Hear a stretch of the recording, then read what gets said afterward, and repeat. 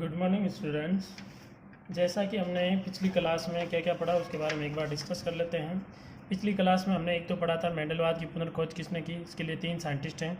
उसके बाद आनुवांशिक शब्दावली पढ़ रहे थे और आनुवांशिक शब्दावली हमने जीन, युग्म विकल्पी और समयुग्मजी और विषम युग्मजी की परिभाषाओं के बारे में पढ़ा था। अब 5th नंबर पर जो अगली परिभाषा आ रही है वो है, दो परिभाषा इसके साथ में जुड़ी हुई है, बिल्कुल अपोजिट है, इनको अच्छे से याद रखिएगा। लक्षण प्ररूप, लक्षण प्ररूप। तो देखिए यहाँ पर दो परिभाषाएं हैं, जैसे कि हमने अभी पढ़ी थी समयुग्मजी विषम युग्मजी। तो समयुग्मजी और विषम युग्मजी दोनों परिभाषाएं इंपॉर्टेंट है अंतर के हिसाब से। वैसे यहाँ पे भी एक जोड़े के रूप में है लक्षण प्ररूप और जीन प्ररूप। तो इन परिभाषाओं को आप ध्यान रखिएगा क्या होती है। देखिए लक्षण प्ररूप क्या होता है, हम किसी भी पादप को देखकर बता सकते हैं कि ये पादप लंबा है या बोना, इस पादप का जो पुष्प स्थिति है वो कक्षीय है या अग्रस्त, उसकी जो फली का रंग है वो हरा है या पीला। तो ये जो लक्षण बाहर से हमें दिखाई देते हैं उन लक्षणों को कहा जाता है लक्षण प्ररूप। तो यहाँ पर क्या लिखेंगे, किसी सजीव की, किसी सजीव की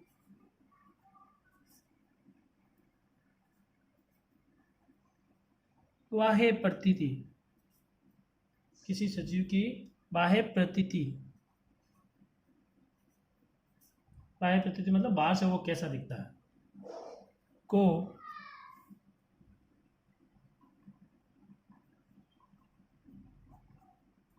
लक्षण प्ररूप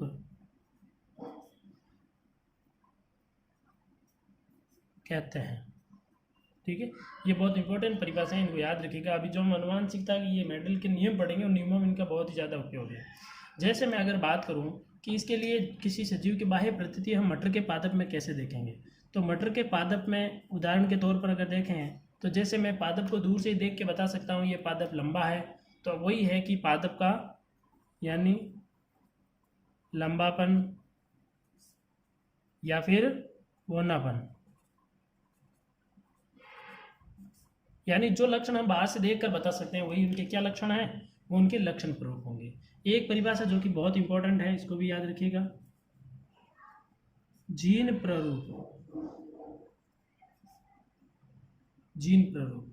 अब जीन प्ररूप क्या है, जीन प्ररूप भी एक सजीव की संरचना ही है, लेकिन ये बाह्य प्रतीति नहीं है, ये सजीव की कैसी है, आंतरिक संरचना है। तो किसी सजीव की,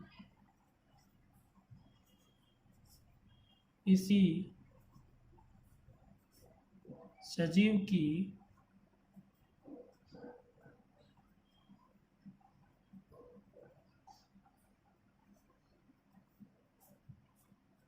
आनुवंशिकीय संरचना, आनुवंशिकीय संरचना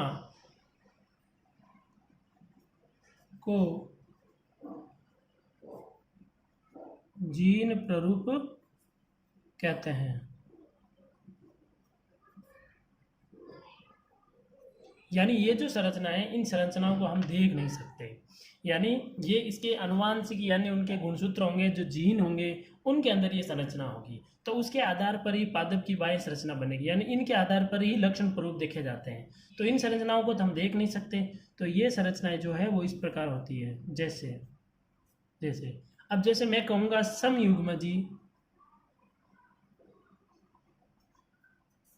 समयुग्मजी लंबा, तो बिल्कुल आप समझ जाओगे कि इसमें कैपिटल टी और कैपिटल टी इसके जीन प्ररूप हैं, यानी इसके जीन जो हैं वो कैसे हैं, कैपिटल टी कैपिटल टी। या फिर मैं कहूँ समयुग्मजी बोना तो स्मॉल टी, या फिर मैं कहूँ विषम युग्मजी,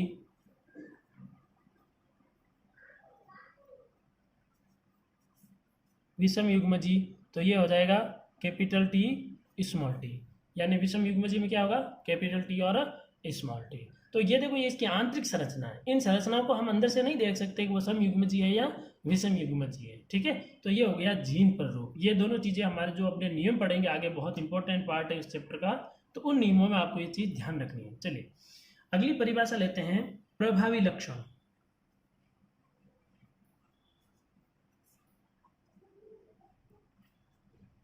चलिए प्रभावी लक्षण के बारे में थोड़ा बहुत तो मैंने बता दिया है, एक बार फिर सुन लीजिए। प्रभावी लक्षण कौन से होंगे? जो प्रथम पीढ़ी में अपने आप को अभिव्यक्त कर पाएंगे। जब दो पदों का संकरण कराएंगे तो प्रथम पीढ़ी में जो लक्षण प्रकट होंगे वो लक्षण क्या कहलाएंगे? प्रभावी लक्षण। ठीक है, चलिए तो क्या लिखेंगे? वह लक्षण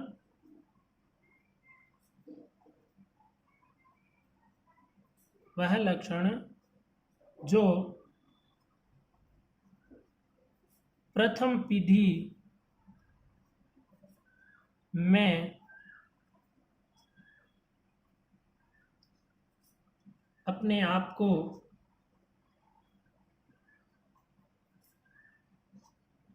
अभिव्यक्त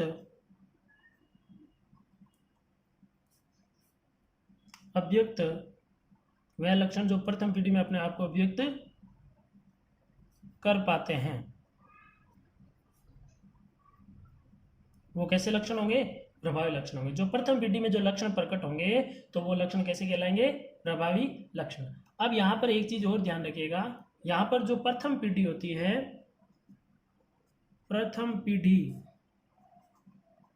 तो प्रथम पीढ़ी को हम आगे आने वाले टॉपिक के अंदर F1 पीढ़ी भी कहेंगे। ठीक है, प्रथम पीढ़ी F1 पीढ़ी, द्वितीय पीढ़ी F2 पीढ़ी होगी ना। जैसे हमारे दादा से हम क्या हैं? हम तीसरी पीढ़ी हैं।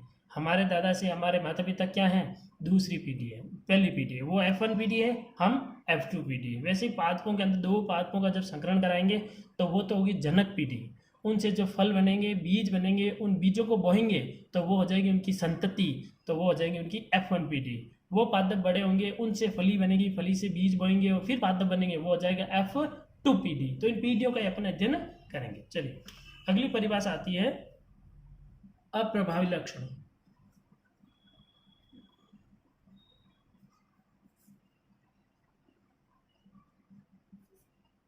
अप्रभावी लक्षण, तो परिभाषा क्या लिखेंगे?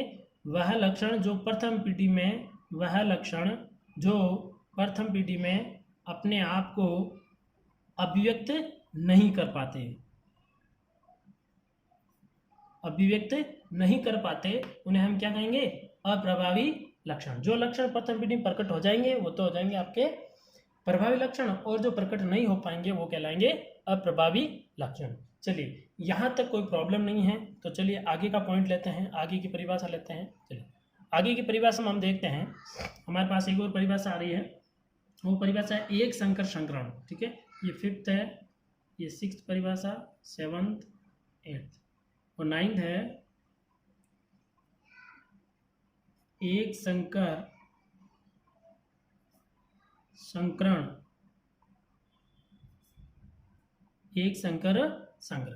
तो पहली बात तो एक संकर संकरण क्या है? तो एक संकर संकरण में क्या होता है, यदि मैं कोई दो पादपों का अध्ययन करना चाह रहा हूँ और दो पादपों का जब मैं अध्ययन कर रहा हूँ तो उन पादप में सिर्फ मैं यही देख रहा हूँ कि पादप जो आगे से आगे नए पादप बन रहे हैं वो लंबे होंगे या बोने, एक ही लक्षण को लेकर चल रहा हूँ। यानी मैं 3-4 पीढ़ियों का अध्ययन कर रहा हूँ किसी पादप के। दो पादपों का संकरण कराया, आपस में फली बनी, फली से बीज बने, बोए, फिर उनसे बीज वापस पौधे बने, पौधों से बीज बने, उनको वापस बोए। इस प्रकार मैं पीढ़ियों का अध्ययन कर रहा हूँ और एक ही चीज़ देख रहा हूँ कि पौधा लंबा है या बोना। ये एक लक्षण है। 7 लक्षण पढ़े थे हमने मटर के पादप के अंदर, उनमें से अगर एक लक्षण का अध्ययन कर रहे हैं तो वो हो जाएगा एक संकर संकरण। और यदि 2 लक्षणों का अध्ययन करें कि भाई मैं पादप में लंबा और बोनापन तो देख ही रहा हूँ, साथ में ये भी देख रहा हूँ कि बीज कैसा है, या फिर मैं ये भी देख रहा हूँ कि पुष्प कैसा है, या फिर पुष्प का रंग कैसा है, बीज का रंग कैसा है, यानी एक से ज़्यादा लक्षण लेंगे हम तो हो जाएगा बहुसंकर संकरण। तो एक संकर संकरण किसे कहेंगे? एक संकर संकरण जिसमें एक ही लक्षण की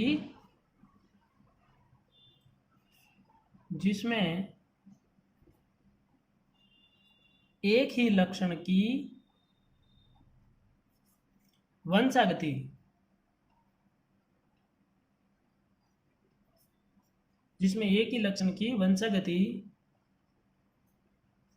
का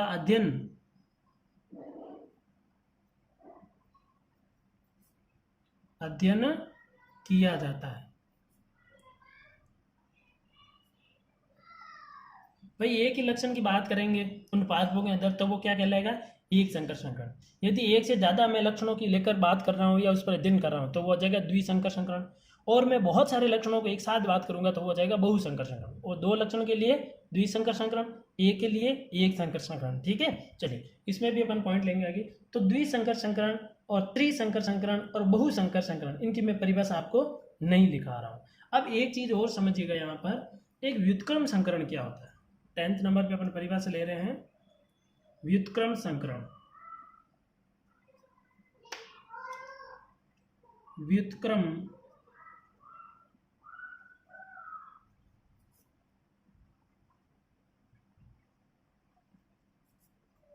व्युत्क्रम संकरण। तो व्युत्क्रम संकरण क्या होगा, मैं इसको पहले आपको एक रफली फॉर्मेट में आपको ये समझा देता हूँ कि व्युत्क्रम संकरण क्या होता है।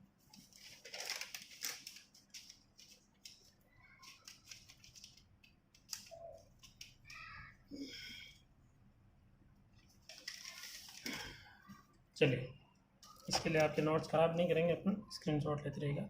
मान के चलिए मैं आपको ये समझा रहा हूँ कि ये कोई पादप 1 है, ठीक है, ये 1 पादप है, और ये यहाँ पर जो पादप नंबर 2 है, ये पादप नंबर 2 है। अब मैं क्या कर रहा हूँ, यहाँ पर मैंने कहा था पादप जो होता है मटर का वो द्विलिंगी होता है, यानी इसके अंदर क्या क्या है, इसके अंदर पुंकेसर है, पुंकेसर है और स्त्रीकेसर भी है, ठीक है, और इधर भी पुंकेसर और स्त्रीकेसर। चलिए अब ध्यान से देखना कि यदि अब यहाँ क्या होगा, मैं बात करूँ कि ये पुंकेसर जो है इसके स्त्रीकेसर के साथ में क्रिया करे, यानी इसके परागकण जो है वो इसके साथ में स्त्रीकेसर के साथ क्रिया करे, तो ये तो प्रथम स्थिति में फर्स्ट कंडीशन में ये तो होगा नर के रूप में काम करेगा, और ये जो है फर्स्ट स्थिति में ये करेगा मादा के रूप में काम, क्योंकि इसने ग्रहण किया। ठीक है, अब मैं उल्टा कर देता हूँ। अब मैंने क्या किया, मान के चलिए कि इसके पुंकेसर जो है वो इसके स्त्रीकेसर में प्रवेश करवा दिए, तो सेकंड कंडीशन में क्या होगा, ये हो जाएगा मादा और ये हो जाएगा नर। तो ये कैसा हो गया, देखो पहले ऐसे था संकरण, अब जस्ट उल्टा हो गया, तो इसलिए इस संकरण का नाम क्या पड़ गया, व्युत्क्रम संकरण। ठीक है, चलिए ये आपको समझ में आ गया होगा।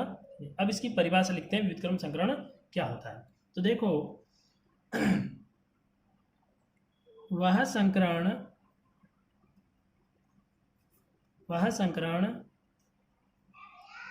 जिसमें एक पादप ए, इस पादप का नाम ए ले लेते हैं, एक पादप ए, अब इसका युग्म विकल्पी भी ब्रैकेट में लिख देता, पादप ए जो है उसके युग्म विकल्पी जो है वो कैपिटल टी है, को नर, एक पादप ए को नर तथा बी पादप, और बी पादप है उसको ले लेते हैं समयुग्मजी बोना, ये समयुग्मजी लंबा, ये समयुग्मजी बोना, तथा बी पादप को मादा मानकर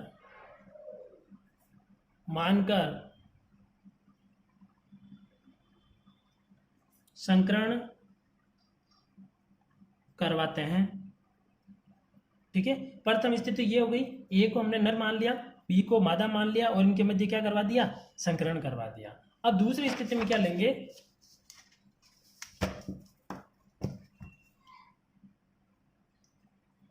और पुनः पादप ए जो कैपिटल टी था को मादा तथा, पहले इसको नर माना था, अब हमने इसको मादा मान लिया, तथा पादप बी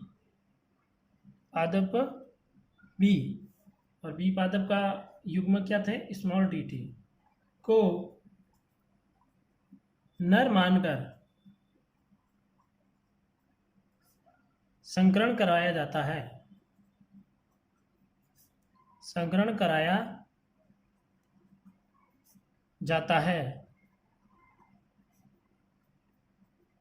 है तो इस प्रक्रिया को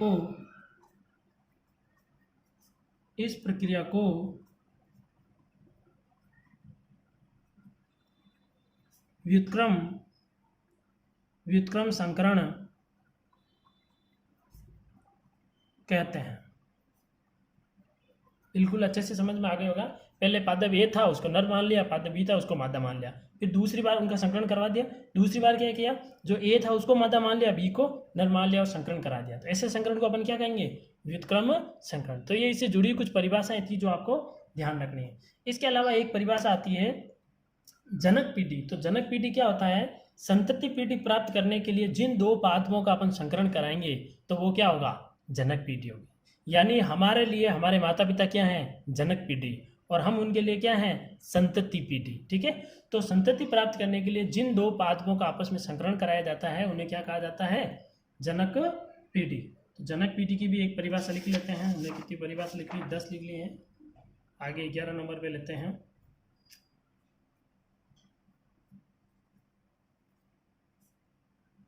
जनक पीढ़ी। तो जनक पीढ़ी क्या होगी, संतति प्राप्त करने के लिए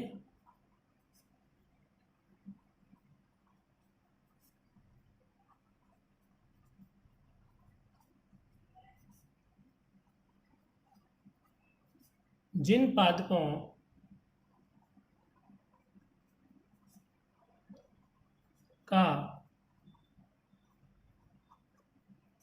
संकरण कराया जाता है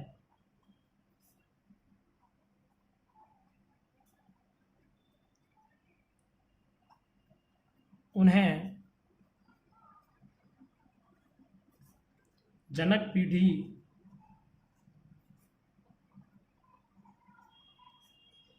कहते हैं। बिल्कुल क्लियर हो गया, हो जानी चाहिए परिभाषा। संतति प्राप्त करने के लिए जिन पादपों का संकरण कराया जाता है उन्हें जनक पीढ़ी कहते हैं। अब एक ध्यान रखिएगा, F1 पीढ़ी यानी प्रथम पीढ़ी, F2 यानी कि द्वितीय पीढ़ी। एक ध्यान रखिएगा, एक संकर अनुपात। एक संकर अनुपात क्या होगा, जब हम एक संकर संकरण कराएंगे तो जो अनुपात प्राप्त होगा पौधों का, लंबे का, बोने का, जितने भी पादप उनका जो अनुपात प्राप्त होगा वो क्या कहलाएगा, एक संकर अनुपात। यानी एक संकर संकरण से प्राप्त अनुपात को एक संकर अनुपात कहते हैं। ये कोई खास नहीं है इसलिए मैं आपको ये नहीं लिखवा रहा। ठीक है, चलिए अब हमारे इंपॉर्टेंट पॉइंट्स जो हैं वो स्टार्ट होने जा रहे हैं। अब अगला पॉइंट जो है वो है मेंडल की वंशागति के नियम। ठीक है, चलिए हेडिंग डाल देते हैं। रूपरेखा के अकॉर्डिंग हो जाएगा ये अपना 5वां पॉइंट।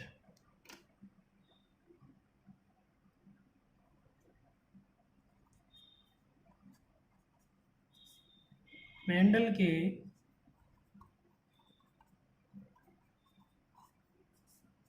वंशागति के नियम। चलिए, अब मेंडल की वंशागति के क्या नियम हैं, तो 3 नियम हमने रूपरेखा में लिखा था। ठीक है, तो मेंडल ने वंशागति के मुख्य रूप से कितने नियम दिए, 3 नियम दिए। ठीक है, इन्होंने मटर के पादपों पर जब संकरण किया था, प्रयोग किए थे, और इन प्रयोगों के निष्कर्षों के आधार पर 3 महत्वपूर्ण नियमों का प्रतिपादन किया। उसमें से पहला नियम हम पढ़ेंगे जो कि बहुत इंपॉर्टेंट है, एग्जाम में पूछा हुआ भी है, प्रभाविता का नियम।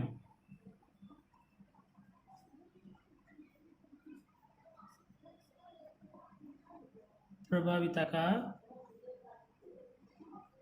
नियम। अब ये जो 3 नियम पढ़ेंगे वो एक तरीके से समझ लेना इस पाठ की आत्मा है, यानी बोर्ड में यहीं से क्वेश्चन बनने के 100% चांस है।